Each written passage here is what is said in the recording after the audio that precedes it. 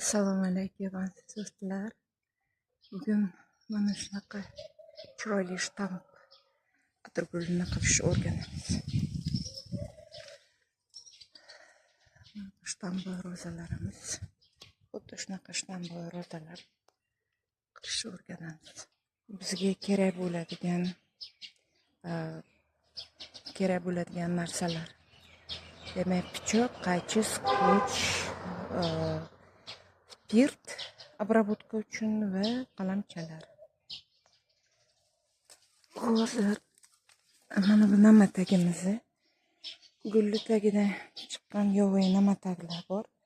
Men bultur kuzda bu 2 yillik kuzda bularni tikanlarini olib tayyorlab boyliqqa bog'lab qo'yganman. Mana hozir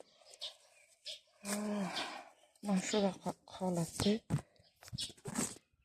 namatagimizni tayyorlab oldik. Biz yaxshilab namatagimizni oldin lattada mana bu payvand qiladigan kurtalarni yaxshilab artib olamiz.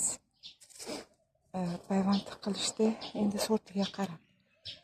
Agar plechistay bo'lsa 120 undan yuqori, floribundalar bo'lsa 110 atrofida, paka o'rta 70 dan 110 qatorda bo'ladi.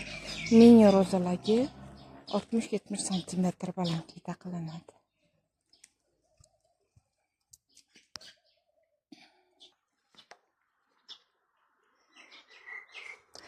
Xo'p, mana demak payvand qilayotganni bittasi oldindan, ikkinchisi orqadan, bittasi oldindan, ikkinchi orqasidan qilinadi.